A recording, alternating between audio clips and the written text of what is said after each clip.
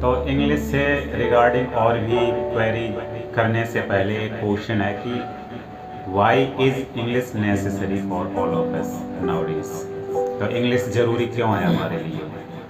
देखिए, इंग्लिश आज हमारे लिए ज़रूरी क्यों है और इसकी इम्पोर्टेंस क्या है, अगर इसको हम जानें तो एक छोटे से एग्जाम्पल से हम समझ सकते हैं। जैसे एक दुल्हन होती है, शादी के बाद उसको आप लाखों का ज्वेलरी पहना दीजिए, लेकिन 2 रुपये का सिंदूर नहीं लगाए तो वो घर से विदा नहीं हो सकती है। ठीक उसी तरह से आप लाखों का डिग्री डिप्लोमा कर लें, कितना भी एजुकेशन कर लें, महंगा से महंगा, लेकिन अगर आपके पास 2 रुपये की इंग्लिश नहीं है तो you will not be able to sustain in trade and commerce. Market में आपकी कोई जगह नहीं बनेगी, कोई वैल्यू नहीं बनेगी सोसाइटी में अक्सर करने respect and society you will also not gate respected in the society, है ना। तो इंग्लिश बहुत ही ज़रूरी है हर किसी के लिए। और जैसा कि हम जानते हैं, जो भी दुनिया का देश ज़्यादा से ज़्यादा इंग्लिश बोलता है उस देश को ज़्यादा से ज़्यादा खाने को मिलता है, क्योंकि उसकी इकोनॉमिकल कंडीशन उतनी ही अच्छी होती चली जाती है। तो इसीलिए आज हमारे देश को भी ज़्यादा से ज़्यादा इंग्लिश बोलने की ज़रूरत है, बिकॉज इट्स इंटरनेशनल हाँ, लैंग्वेज। ये अब एक तरह का ग्लोबलाइज्ड लैंग्वेज, दुनिया का भाषा बन चुका है। तो आप चाहो या नहीं चाहो, you will have to learn it, and it's not only for you, for your coming generation also. If you learn English, if you speak English, you will be able to guide your children, and you can attend the parents meeting also, you know. Yes. So your children feel proud if you speak there in front of teacher in the schools there. So that's why it is needed for everyone to learn English. तो जैसे बहुत सारे learners आते हैं तो first question उनका ये रहता कि in how many days can we learn English. तो आपके अकॉर्डिंग कितने दिन में इंग्लिश सीखी जा सकती है?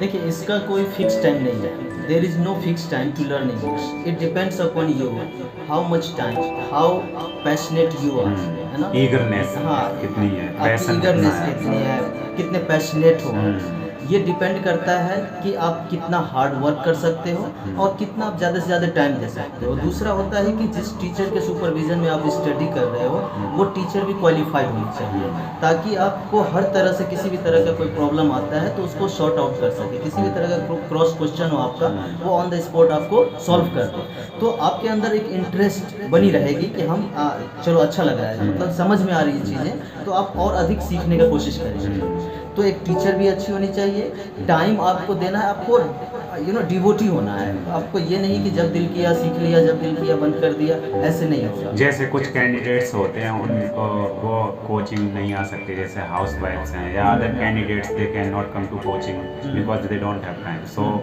Is there any facility to learn English for those persons? Nowadays, because of social medias, there are online classes. If they are not able to attend the offline classes, then they can go online class.